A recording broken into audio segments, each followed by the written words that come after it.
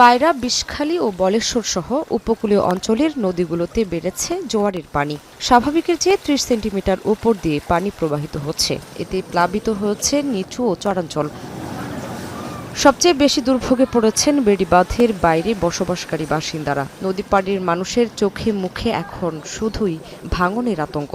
এই জোয়ার আস্তে আস্তে আস্তে আস্তে ভরতে ভরতে আমাদের এই রান্নাঘর, বুঝলেন, এই একেবারে তলাই যাবে। রান্নাঘরে রান্না করার মতো নেই, রান্না বান্না করতে পারি না, অনেক কষ্ট। পোলাপান স্কুলে যাইতে পারতেছে না, বন্যা চুলা থাকে না, ইট পাইতে রান্না করি, অনেক ধরনের সমস্যা। আমাদের যদি বেড়িবাঁধটা হইতো তাহলে আমরা ভালোভাবে বসবাস করতে পারতাম। এই রাত্রে যখন সবাই ঘুমায় তখন নদীতে যে এই বাড়িগুলো মারে, মনে করি ঘর আমাকে লড়ে। এদিকে জোয়ারের পানি বৃদ্ধি পাওয়ায় বরগুনার গুরুত্বপূর্ণ বড়ইতলা ও পুরকাটা ফেরিঘাটের গ্যাংওই সড়ক সম্পূর্ণ তলিয়ে গেছে। ডুবে যাওয়া সড়ক দিয়ে চলাচল করতে গিয়ে প্রতিনিয়ত বিকল হচ্ছে যানবাহন। ফলে প্রতিদিন শত শত পথচারীকে পোহাতে হচ্ছে চরম দুর্ভোগ।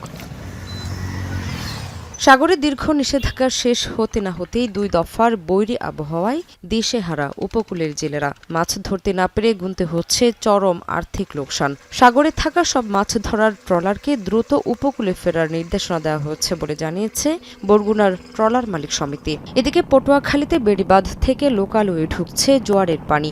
দফায় দফায় প্লাবিত হচ্ছে কৃষকদের বাড়িঘর।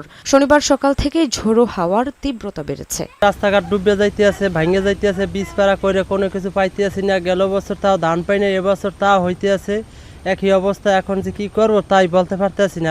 আমরা এই পানিতে তলিয়ে যাই, তারপরে স্কুলে যেতে পারি না, অনেক সমস্যা হয়, রাস্তাঘাট ভেঙে যায়। ৩-৪ বার পানির মধ্যে পড়ে গেছি। পুকুরে মাছ সব গেছে গিয়ে পানির কারণে। আমাদের বাচ্চারা স্কুলে যাইতে পারতে আছে না। পানি বেড়ে প্লাবিত হচ্ছে নিম্নাঞ্চলের শত শত বাড়িঘর, তলিয়ে গেছে কৃষি জমি, ব্যাহত হচ্ছে শিক্ষা ও স্বাস্থ্যসেবাও। শামীমা শাম্মী, এখন।